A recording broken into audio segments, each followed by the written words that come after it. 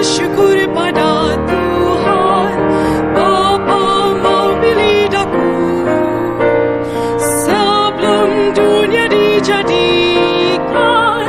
Ia telah mengasihiku. Ku mau puji Tuhan selalu sepanjang umur hidupku. Segenap tubuh dan jiwaku bagi Allah Tritunggal. Ku mau bersyukur pada Tuhan, Kristus mati bagiku. Pada salib penuh hinaan, Ia telah menggantikanku. Ku mau puji Tuhan selalu sepanjang umur hidupku. Segenap tubuh dan jiwaku bagi Allah Tritunggal. Ku mau bersyukur pada Tuhan, Roh Kudus menuntunku. Dengan firman yang diberikan, Ia terus menyucikanku. Ku mau puji Tuhan selalu sepanjang umur hidupku.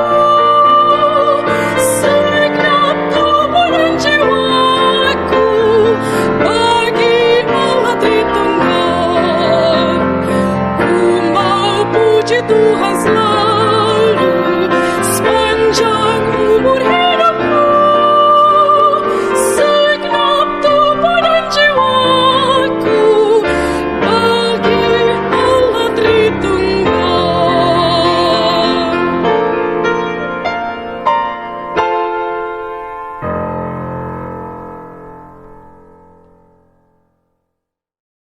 Shalom, selamat pagi jemaat yang dikasihi Tuhan. Kita bersyukur pada pagi hari ini kita masih boleh diberikan kesempatan untuk datang kepada Tuhan, beribadah bersama-sama, memuji dan memuliakan Dia. Dan pada pagi hari ini kita akan menaikkan syukur kita akan mengangkat satu pujian, Suci, Suci, Suci. Jemaat sekalian saya undang untuk bangkit berdiri.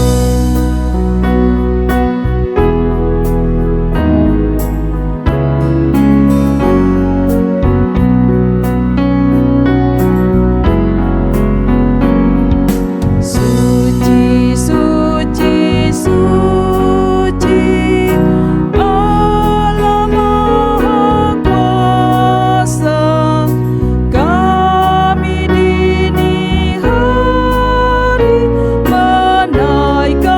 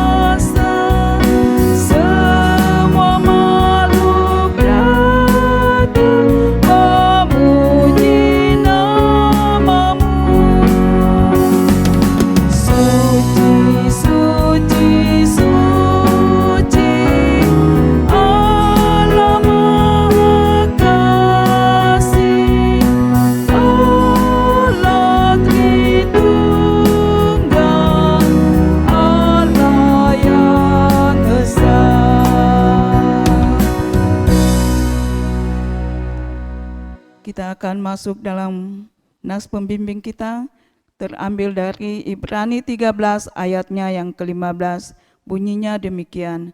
Sebab itu, marilah kita oleh Dia senantiasa mempersembahkan korban syukur kepada Allah, yaitu ucapan bibir yang memuliakan namanya. Mari kita masuk dalam saat teduh.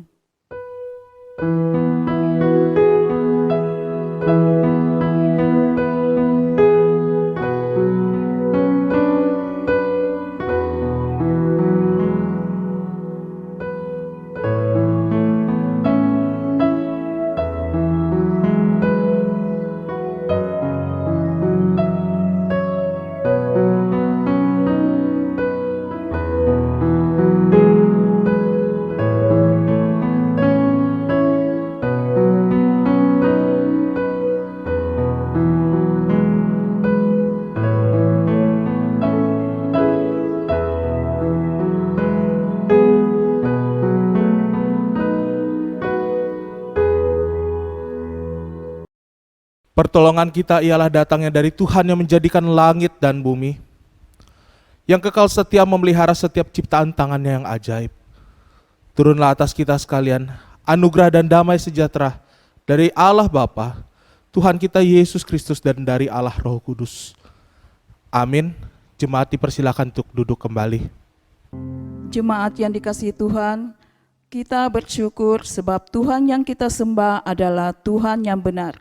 Mari beri hormat bagi Allah Bapa, Anaknya yang tunggal Tuhan Yesus, dan bagi Roh-Nya yang kudus, ketiganya yang esa. Mari kita angkat pujian ini, hormat bagi Allah.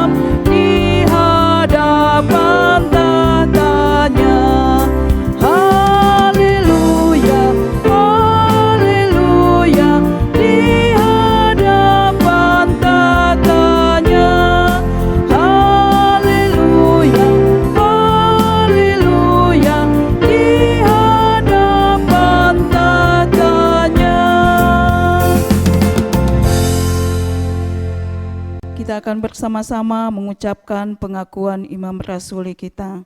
Mari kita bersama-sama. Pengakuan Imam Rasuli.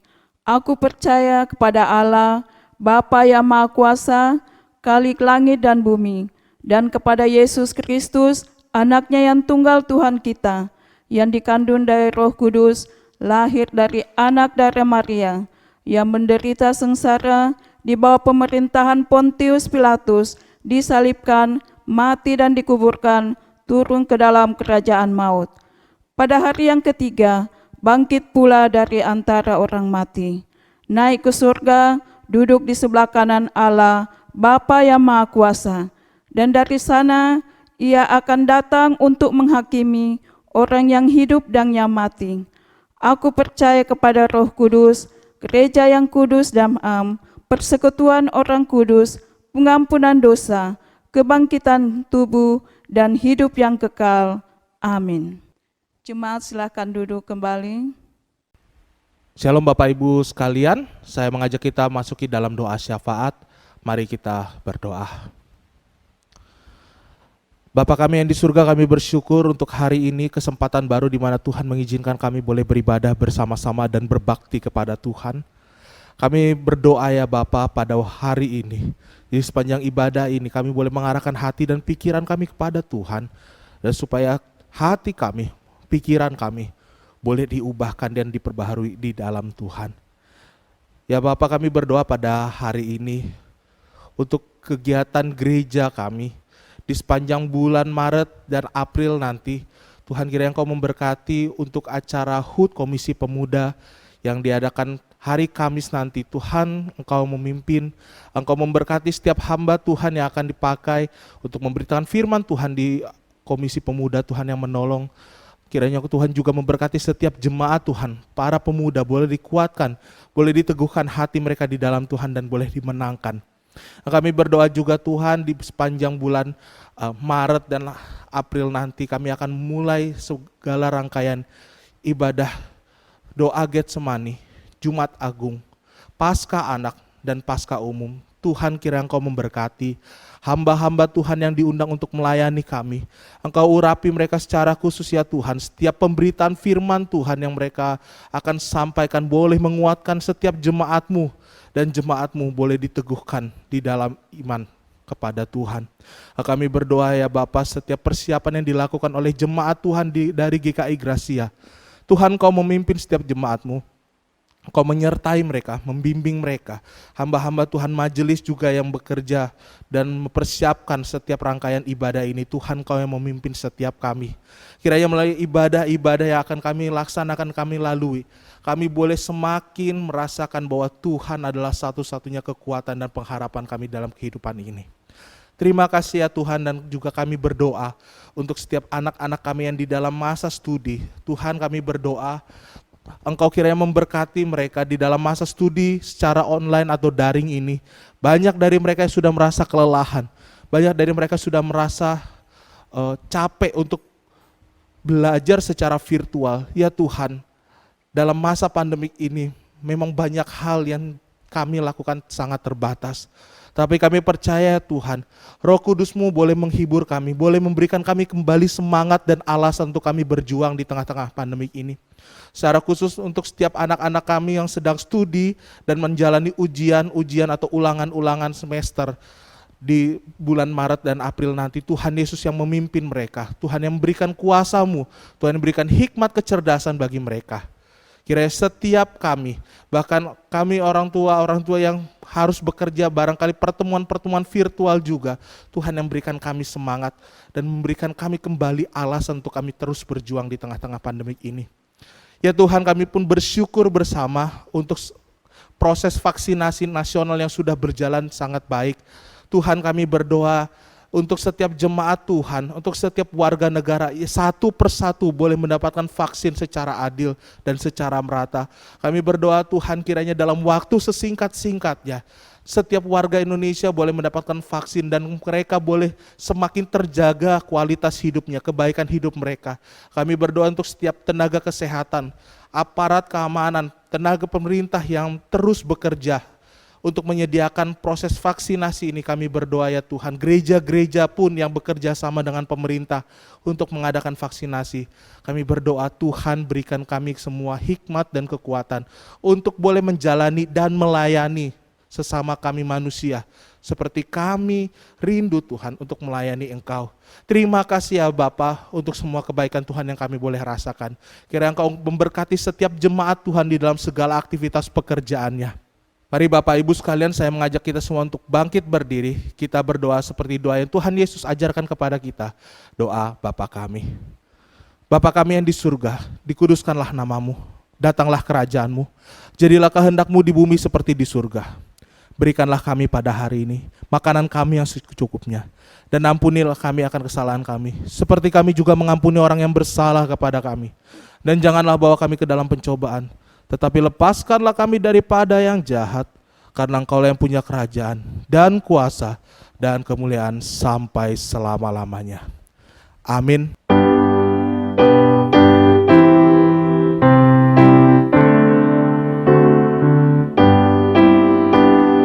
Hormat diberi bagi Bapa, Anak, dan Roh Kudus, dari mula sampai sekarang dan seterusnya, termulia. Amin.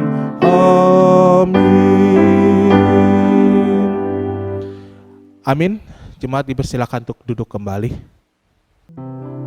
Jemaat yang dikasihi Tuhan, sejak kita mengenal Tuhan, kita hanya menyerahkan seluruh hidup kita ke dalam tangan-Nya. Tuhanlah yang terus memimpin setiap langkah kita. Mari kita bersama-sama kita angkat pujian, bagi Yesus ku serahkan.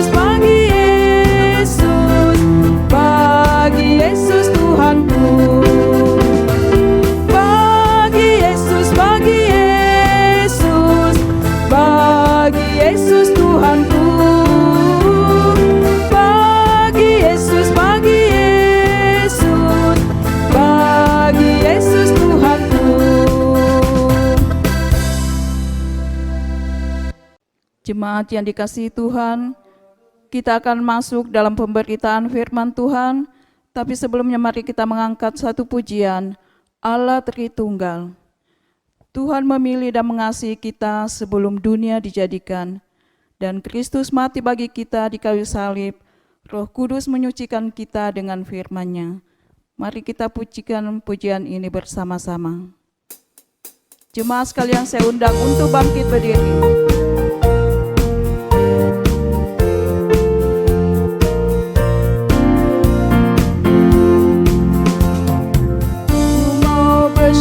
Pada Tuhan Bapa memilih daku sebelum dunia dijadikan, Ia telah mengasihiku.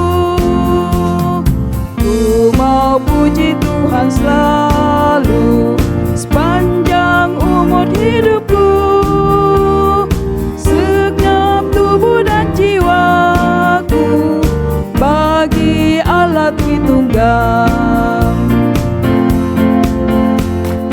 Ku mau bersyukur pada Tuhan, Kristus mati bagiku, pada salib penuh hinaan, Ia telah menggantikanku.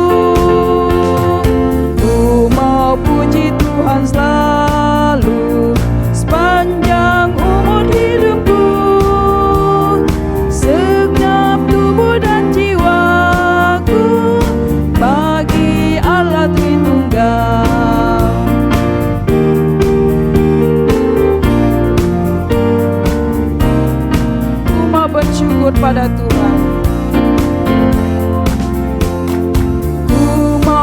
bersyukur pada Tuhan. Roh Kudus menuntunku dengan firman yang diberikan, Ia terus menyucikanku.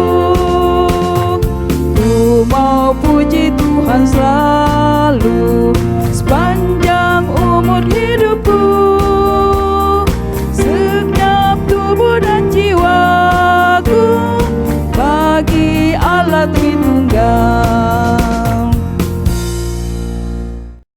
Shalom jemaat Tuhan, saya mengajak kita mengambil waktu kita untuk berdoa. Mari kita berdoa. Kami bersyukur kepadamu ya Tuhan atas kasih dan kebaikan Tuhan. Pada hari ini kami akan bersama-sama merenungkan firman Tuhan. Tolonglah kami untuk boleh merenungkan firman Tuhan, dan kami boleh dikuatkan dan dibenarkan oleh karena pemberitaan firman Tuhan yang benar. Karena Tuhan mengurapi di dalam pemberitaan firman Tuhan pada hari ini. Di dalam dan demi nama Yesus Kristus kami berdoa. Amin. Shalom Bapak Ibu, jemaat sekalian terkasih dalam Tuhan kita Yesus Kristus. Saya mau mengajak kita memulai pemberitaan firman Tuhan dengan membaca firman Tuhan dari 1 Yohanes pasal yang keempat, ayat yang ke-8 dan ayat yang ke-16. Sekali lagi di dalam 1 Yohanes pasal keempat, ayat yang ke-8 dan ayatnya yang ke-16. Saya akan bacakan untuk kita semua, Bapak Ibu boleh mengikuti di Alkitab Bapak Ibu masing-masing, dan demikianlah firman Tuhan. Barang siapa tidak mengasihi, ia tidak mengenal Allah. Sebab Allah adalah kasih. Orang yang tidak mengasihi tidak mengenal Allah, karena Allah adalah kasih. Maka orang yang tiada menaruh kasih itu tiada mengenal Allah, karena Allah itu kasih adanya. Ayat yang ke-16, kita telah mengenal dan telah percaya akan kasih Allah kepada kita. Allah adalah kasih, dan barang siapa tetap berada di dalam kasih, ia tetap berada di dalam Allah, dan Allah di dalam dia. Sejauh demikian pembacaan firman Tuhan. Bapak Ibu sekalian, shalom. Sekali lagi kita bersyukur atas kebaikan Tuhan. Hari ini kita boleh bersama-sama beribadah. Bapak Ibu, ketika saya masih kuliah dulu, masih semester awal, saya punya teman SMP yang saat ini sudah menjadi seorang kiai di salah satu masjid di kota Bandung. Waktu itu kami mengadakan reuni tongkrongan kami. Jadi ketika kami nongkrong, diadakanlah sebuah reuni bersama-sama, dan di dalam reuni itu kami bertemu dan ngobrol-ngobrol. Dia tahu ketika saya bercerita, oh saya sekolah teologi agama Kristen, dan dia sekolah teologi juga agama Islam. Demikian kami ngobrol, dari ngobrol santai sampai masuklah ke topik pembicaraan yang serius dengan dia memulai pertanyaan. Apa yang menjadi keunikan pengajaran kekristenan, dia bertanya begitu. Saya cepat merespon dan langsung menjawab demikian, Bapak Ibu. Salah satu keunikannya adalah Allah Tritunggal. Dia juga tanggap sekali langsung menjawab. Kemudian dia bertanya lagi, oh kenapa? Kenapa Allah Tritunggal? Apa maksudnya Allah Tritunggal? Nah Bapak Ibu sekalian, sebelum saya menjawab itu, saya teringat kembali bagaimana salah satu dosen saya pernah bercerita mengenai pengenalan dirinya atau pengenalan pengajaran di Allah Tritunggal yang dialami. Percaya dulu kepada Tuhan Yesus, baru nanti akan mengerti. Bapak Ibu, ini adalah sebuah hal yang sebenarnya kita akan berpikir sejenak, ini cuma cari alasan untuk melarikan diri begitu. Dan jawaban yang sama yang saya lontarkan dengan teman saya, ya pokoknya percaya dulu baru nanti kamu akan mengerti sendiri. Dia sampai berkata, oke, saya percayalah, katakan saya percaya Allah Tritunggal. Jadi apa artinya percaya Allah Tritunggal? Dosen saya masih mengajarkan hal yang lain.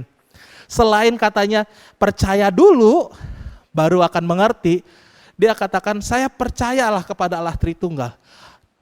Saya langsung bilang, kalau sudah mengerti ngapain bertanya? Jadi Bapak Ibu sekalian, ini sebagai sebuah jawaban yang sebenarnya sedikit menjebak bagi orang-orang yang berusaha memahami Allah Tritunggal secara setengah-setengah, yang artinya berusaha memahami Tuhan di dalam kapasitas pikiran atau logikanya saja. Bapak Ibu, di dalam kekristenan, iman, pengertian atau sebuah respon terhadap Allah Tritunggal adalah sesuatu yang unik dan tidak ada dalam agama-agama lain.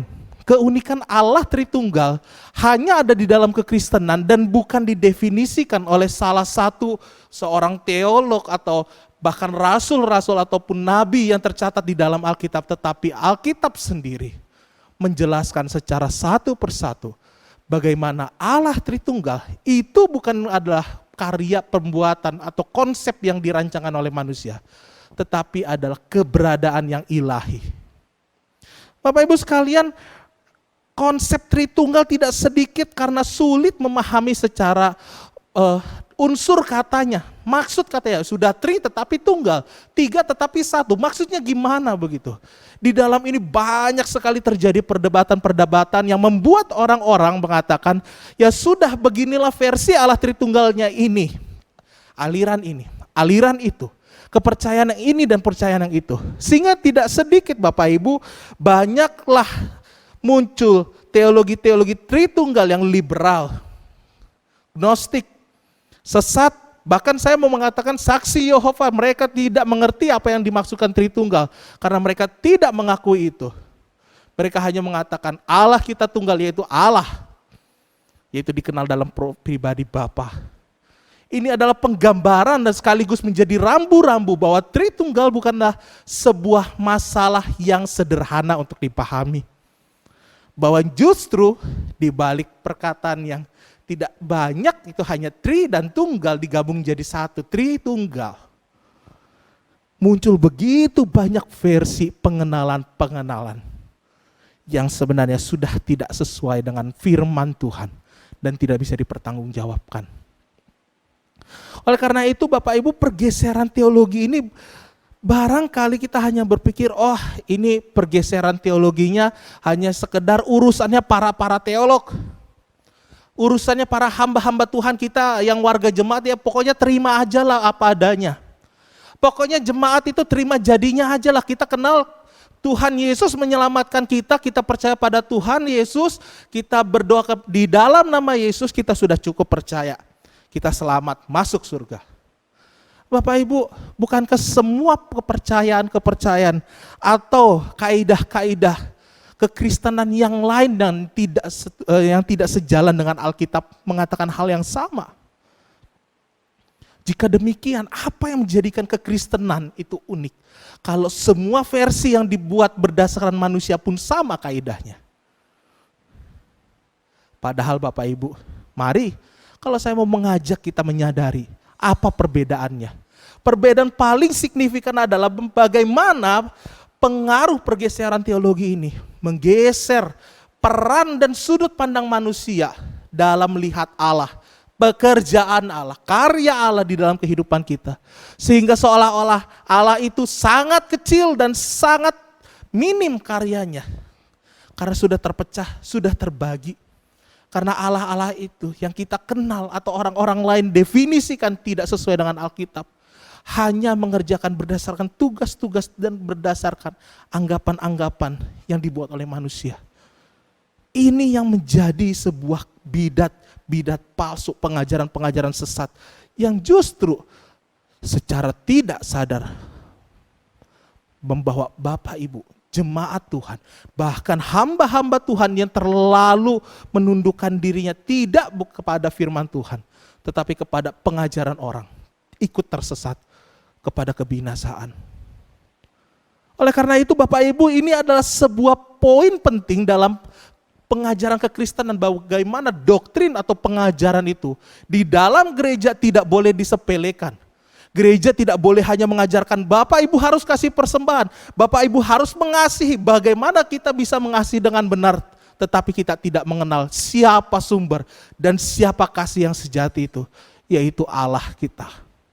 Oleh karena itu Bapak Ibu, saya mau mengajak kita mengenal satu persatu pribadi yang telah Alkitab sendiri nyatakan, yaitu Allah Bapa sebagai oknum atau pribadi yang pertama. Di dalam 1 Yohanes pasal 8 ayat 4 dan ayat yang ke-16 yang tadi kita baca, kita telah melihat bagaimana Yohanes sendiri menggambarkan Allah adalah kasih. Tetapi ada yang menarik di sini, tidak pernah digambarkan atau dibalik kasih adalah Allah. Ini adalah dua hal yang berbeda tetapi terlihat tipis sama. Kita tidak bisa memutarbalikan bahwa Allah adalah kasih adalah Allah. Karena kasih itu gambarannya sangat majemuk, sangat besar. Kaitannya bisa ke kiri dan ke kanan, semua orang bisa berbuat kasih. Tetapi bagaimana kita menggambarkan kasih yang sejati? Dimulai dari Allah, muncullah kasih.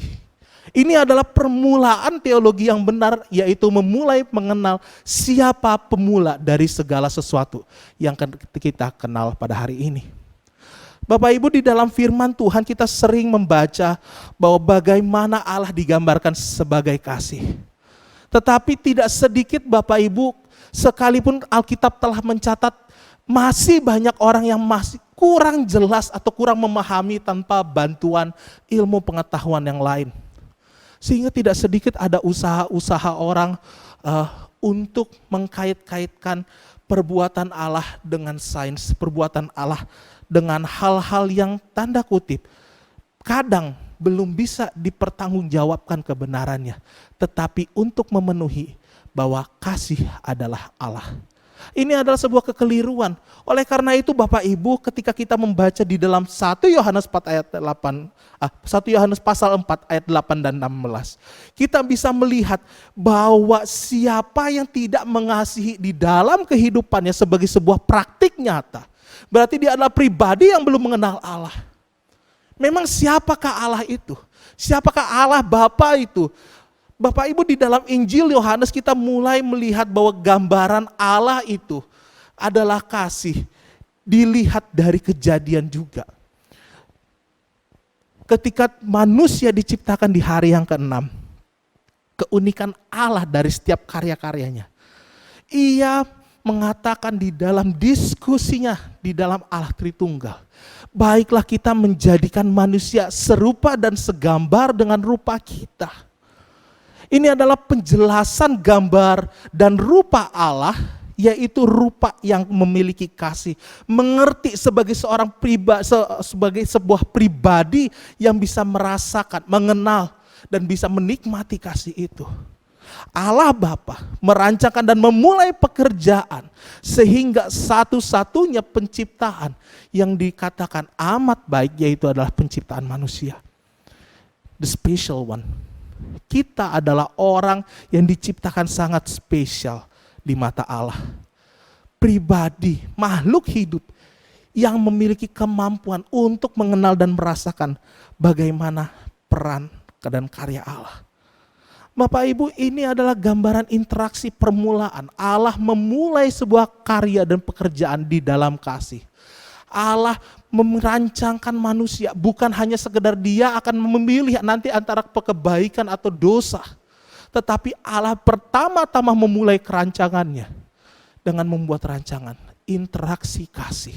Allah yang memulai itu semua. Dan bahkan Bapak Ibu, ketika manusia jatuh di dalam dosa, Allah sendirilah yang memulai karya keselamatan. Sebuah nubuat yang dari dahulu, itu bukan nabi-nabi, bukan rasul-rasul yang menubuatkan, bukan yang memperkatakan itu, tetapi Allah sendiri yang mengatakan di dalam Kejadian, keturunanmu akan meremukkan tumitnya, dan keturunannya akan meremukkan kepala si ular, dan dari situlah akan lahir anak Daud, si domba korban yang akan menjadi penebus umat manusia. Bapak Ibu, ini adalah gambaran di mana Allah memulai segala karya, bahkan karya keselamatan Ia mulai dengan memberikan kurban pertama kali untuk menghapus dosa Adam dan Hawa. Allah menyemat kain dari kulit binatang, yaitu korban penghapus dosa, untuk menyelamatkan manusia dari keberdosaannya. Alih-alih manusia diharapkan datang dan mengatakan, Tuhan, aku telah bersalah dan memohon ampun pada Engkau, Allah tidak mendapati manusia demikian. Apakah Allah gagal dalam menciptakan? Tidak, Bapak Ibu. Sekali lagi tidak. Di dalam rancangan awal, Allah menciptakan manusia untuk merasakan interaksi kasih dengan dirinya. Oleh karena itu Bapak Ibu sekalian, dalam bagian ini karya Allah terus berlanjut. Maka dari itu kita bisa melihat bagaimana Allah terus mengasihi dunia ini. Sehingga di dalam Yohanes ia mengaruniakan anaknya yang tunggal Tuhan kita.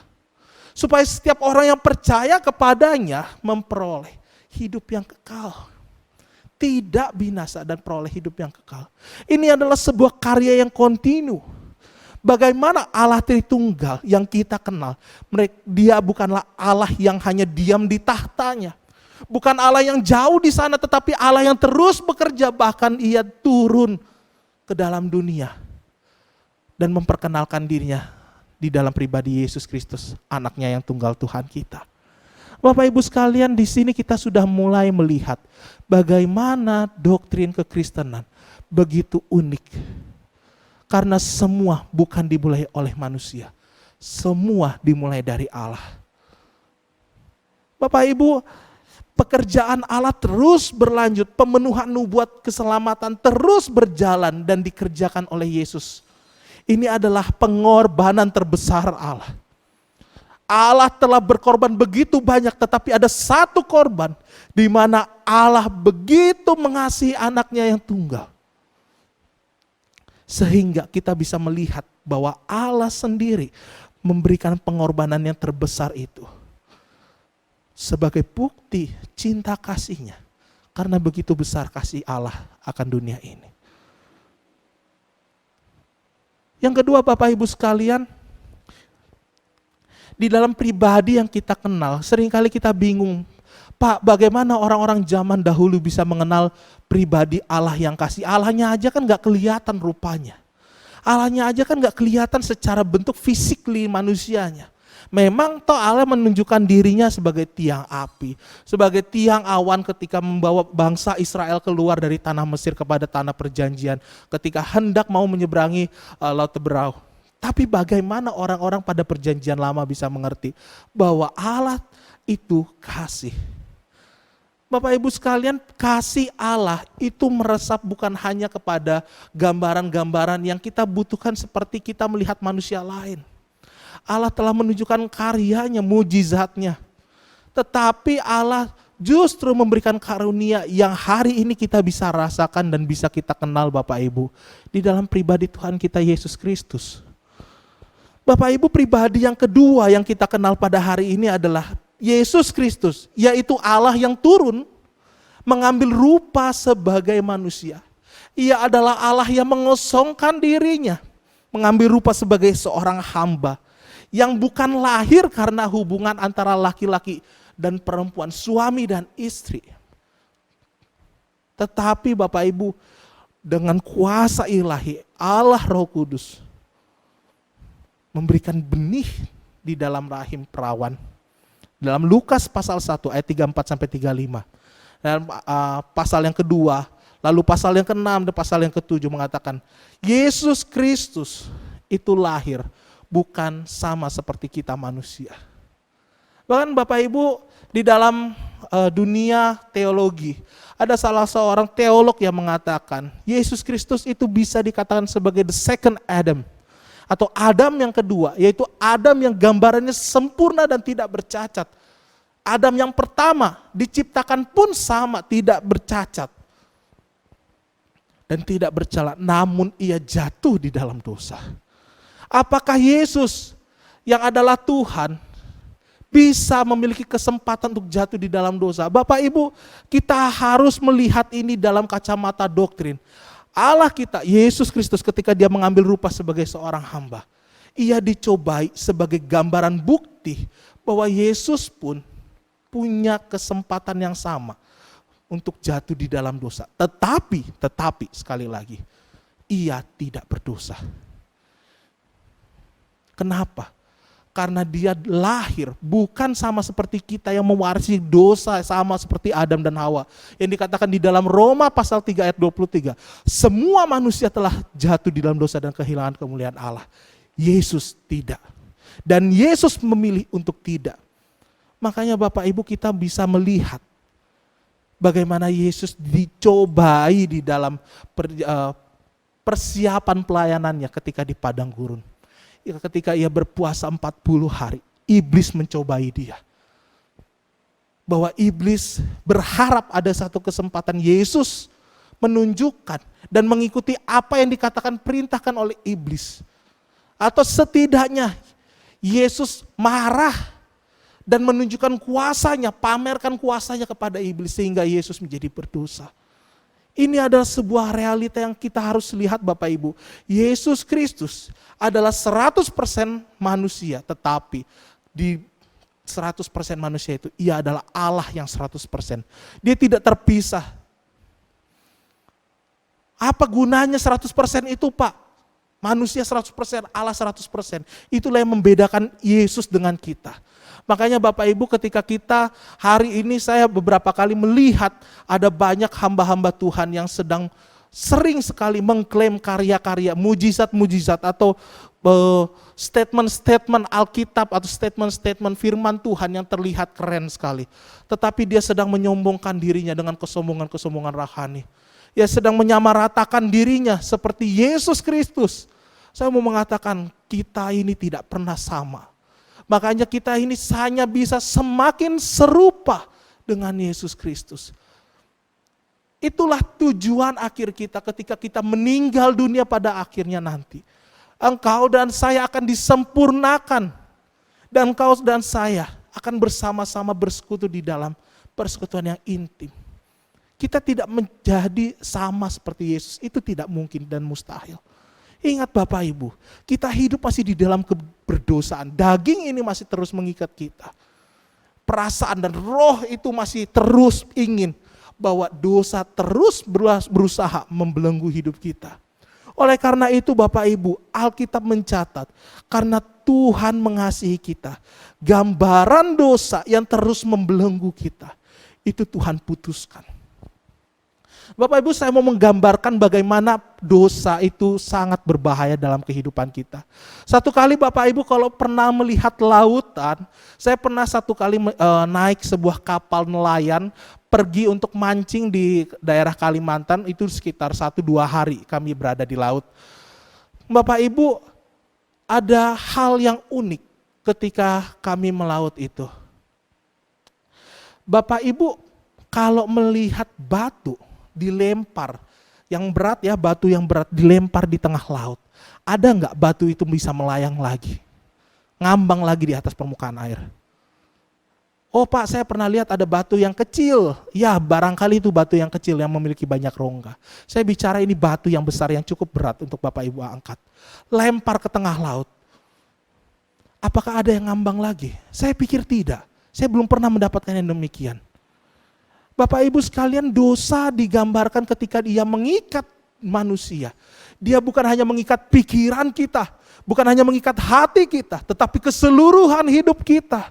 Sehingga kita digambarkan terbelenggu oleh dosa, diikat, bahkan katakan dirantai sehingga kita tidak bisa melepaskan diri kita oleh karena usaha kita sendiri.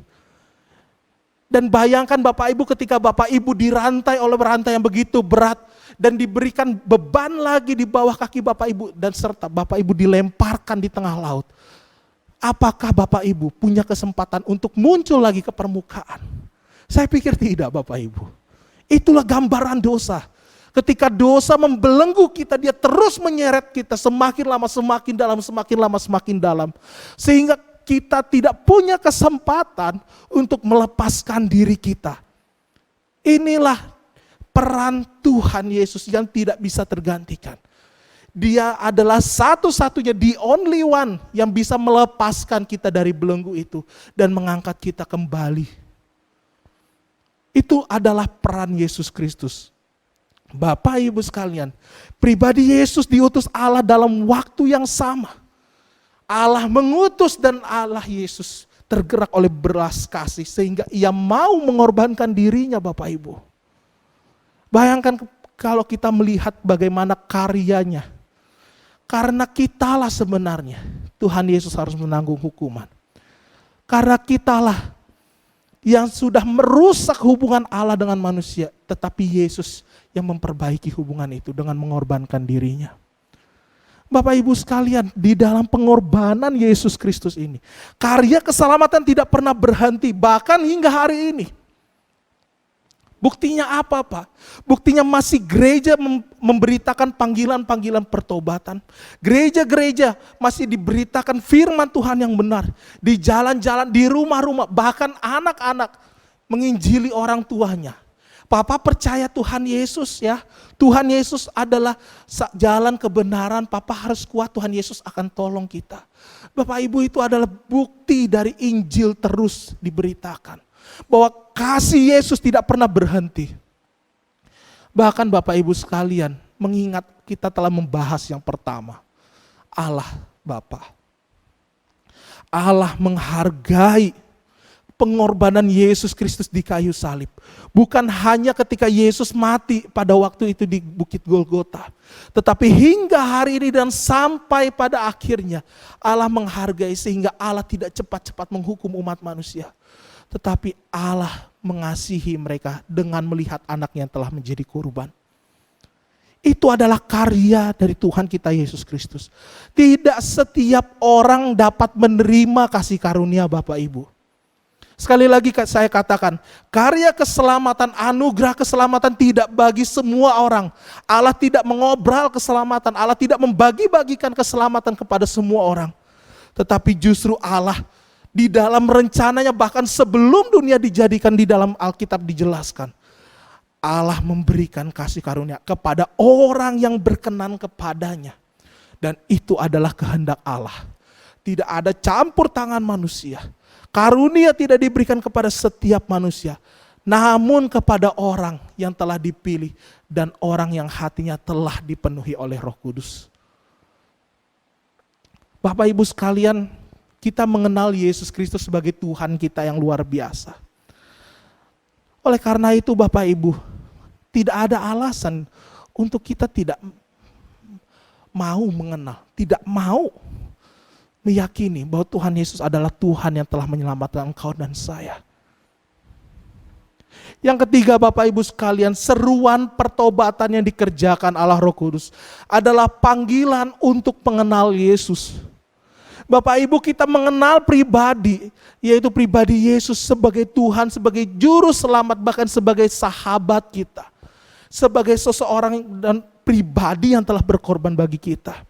Pribadi yang ketiga yang hari ini kita akan kenal adalah Roh Kudus.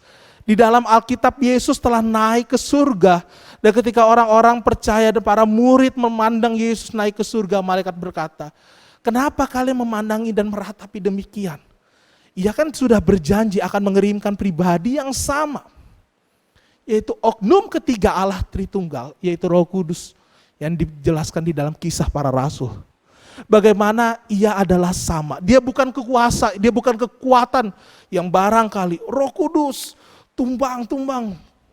Terima kuasa Roh Kudus, tumbang-tumbang, tidur-tidur. Tidak Bapak Ibu. Saya mau mengatakan mujizat Roh Kudus yang paling besar adalah bagaimana dia mengerjakan karya pertobatan dalam kehidupan manusia. Bapak Ibu, apa hal yang paling sulit manusia lakukan di dunia ini? Apakah perjalanan keluar angkasa seperti berita beberapa waktu ini? Elon Musk, orang terkaya di dunia saat ini, melakukan membuat riset lah katakan. Perjalanan travel ke luar angkasa, yaitu planet Mars. Saya baca beritanya sejauh mana sih planet Mars itu, apakah berapa hari, ternyata berapa bulan Bapak Ibu perjalanannya. Saya pikir kalau misalnya kita lihat peta antariksa begitu ya, kita lihat dari planet bumi, ada bulan, ada Mars, paling jaraknya berapa waktu begitu. Ternyata berapa bulan Bapak Ibu sekalian. Saya mengatakan ini mustahil sekali. Saya cuma berpikir bagaimana zaman-zaman dahulu tahun 1700, 1600, teknologi belum secanggih sekarang. Mereka berpikir, gimana ya bisa ke bintang begitu. Hari ini banyak hal yang sepertinya mustahil pada waktu itu saat ini sudah terjadi. Tetapi Bapak Ibu, ada satu hal yang mustahil dilakukan oleh setiap manusia, yaitu mengalahkan keinginan keberdosaan dirinya oleh usahanya sendiri. Bapak Ibu sekalian, Pribadi yang ketiga, Allah Roh Kudus itu bukan hanya mempertobatkan, tetapi memperbaharui. Apa fungsinya memperbaharui orang percaya, Bapak Ibu? Bapak Ibu, saya punya keyakinan dan firman Tuhan sendiri mencatat bahwa orang percaya bukan ketika percaya Tuhan Yesus langsung anti dosa, langsung terhindar dari dosa, kebal dosa. Tidak. Justru semakin berat bagaimana kuasa gelap semakin berusaha mencengkram kita, merenggut kita supaya kita jatuh kembali ke dalam dosa. Bapak Ibu sekalian, Roh Kudus bertugas di dalam hati kita, terus menerus memperbaharui, mengingatkan, mempertobatkan kita untuk tidak melakukan itu lagi, meninggalkan kehidupan kita yang lama dan berjalan kepada jalan yang Tuhan Yesus ajarkan. Bagaimana hidup kudus dan benar merupakan pilihan untuk orang percaya. Oleh karena itu Bapak Ibu sekalian, Roh Kudus mempunyai peran luar biasa. Bagaimana ia mempertobatkan kita. Dan bahkan Bapak Ibu, saya sangat kagum ketika Roh Kudus berkarya di dalam hati orang yang dari tidak kenal Tuhan jadi kenal Tuhan. Bapak Ibu, saya berpikir dan menduga sebagian mungkin dari jemaat Gracia bukan yang dari latar belakang lahir besar di keluarga Kristen, dewasa tetap ada di keluarga Kristen. Ada beberapa jemaat yang saya kenal dari Buddha, ada yang dari Muslim, atau bahkan ya katakanlah Kristen tetapi betul-betul tidak mengenal siapa itu Tuhan. Dan kita cuma tahu oh Tuhan itu ya Tuhan Yesus, tetapi selanjutnya tidak tahu. Bapak Ibu sekalian, disitulah bagaimana Roh Kudus mempertobatkan adalah sebuah mujizat yang paling luar biasa. Tidak ada orang yang bisa melakukan itu selain Roh Kudus. Orang berusaha mempertobatkan, bisa saja itu dibalut dengan sebuah muslihat atau iming-iming, tetapi Roh Kudus dengan ketulusan hati diubah. Kalau misalnya awalnya Roh Kudus, sebelum kita mengenal Roh Kudus, kita melihat ke sana itu adalah jalan dosa. Roh Kudus memalingkan diri kita kepada jalan yang benar. 180 derajat. Betul-betul bertolak arah. Itu adalah karya Roh Kudus. Itu adalah karya yang Roh Kudus kerjakan. Jadi Bapak Ibu, ketika kita melihat di dalam kehidupan kita sehari-hari, banyak mujizat-mujizat, banyak hal-hal yang terlihat spektakuler, tetapi ingat, Allah Tritunggal tidak menunjukkan karya yang sangat spektakuler sebagai kunci dan yang utama. Tetapi bagaimana Allah adalah kasih. Ia mengasihi dan terus mengasihi. Bahkan ia terus berkorban, bahkan memberikan anaknya yang tunggal. Ketika anaknya mati, ia tidak meninggalkan kita sendiri. Ia terus mendampingi kita di dalam pribadi Allah Roh Kudus. Oleh karena itu Bapak Ibu sekalian, saya mau mengajak kita semua untuk melihat sekali lagi, apakah selama ini kita sudah memiliki konsep yang benar tentang Allah Tritunggal? Atau jangan-jangan beberapa waktu ini kita terus berpikir, oh Allah Tritunggal ini hanya dugaan-dugaan kita. Bapak Ibu, Alkitab mencatat, jangan sampai pengetahuan dan kebodohan kita mendahului pengetahuan firman Tuhan. Jangan sampai hikmat duniawi menjadi pegangan kita dibandingkan firman Tuhan, Taurat Allah. Oleh karena itu Bapak Ibu sekalian, Allah kita terus berkarya. Allah kita tidak pernah berhenti dari dahulu, sekarang, dan selama-lamanya. Inilah keunikan doktrin Allah Tritunggal. Karya Allah Tritunggal tidak pernah berhenti sedetik pun. Bapak Ibu sekalian, bahwa karya mereka merupakan sebuah pekerjaan yang dimulai sejak dunia belum dijadikan dan terus menerus bekerja. Bahkan setelah Allah menubuatkan keselamatan di dalam Yesus Kristus. Yesus Kristus hadir dan sampai mati di Bukit Golgota di atas kayu salib. Roh Kudus terus sampai hari ini kepada setiap orang-orang yang percaya dan bahkan yang belum percaya. Mereka diubahkan satu demi satu sesuai dengan kehendak Allah untuk menjadi umat pilihan. Oleh karena itu Bapak Ibu, saya mau mengajak kita sehingga kita boleh mengenal Allah kita adalah Allah yang hidup. Allah kita yang menjadikan kita orang percaya bukanlah karena perkataan pendeta, perkataan orang yang ini dan itu, Tetapi Allah berkarya melalui pribadi itu. Allah berkarya melalui kejadian ini dan itu. Itu adalah hal yang benar. Bahwa segala sesuatu dimulai oleh Allah dan dikerjakan oleh Allah di dalam diri kita.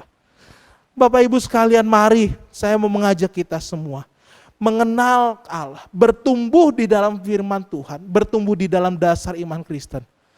Bukan hanya sekedar berbuat baik. Berbuat baik itu adalah hal yang paling dasar dalam melangkah menjadi seorang percaya.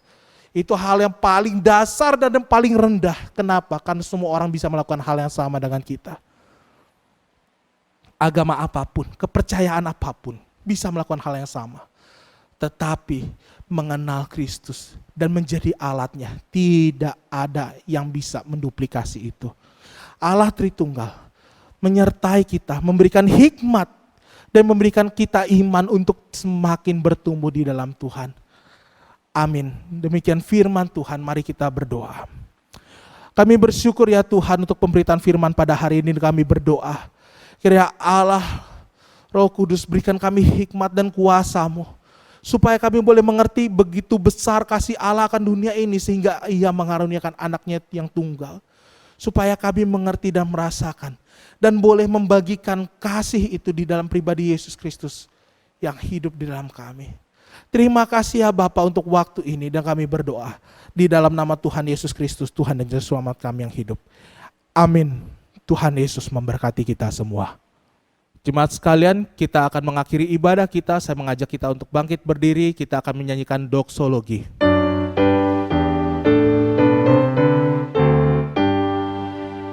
Puji Allah Bapa Putra, puji Allah Roh Kudus, ketiganya yang esa. Pohon selamat sumber berkat. Amin.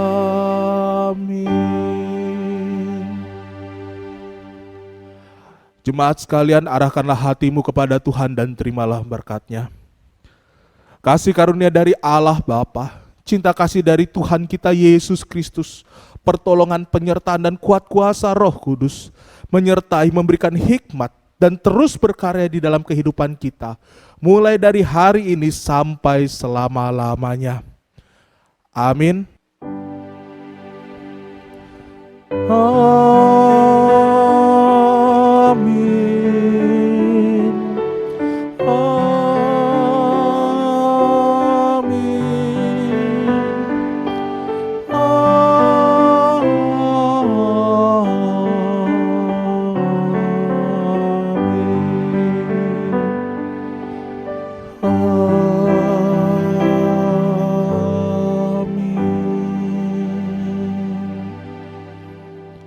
Amin.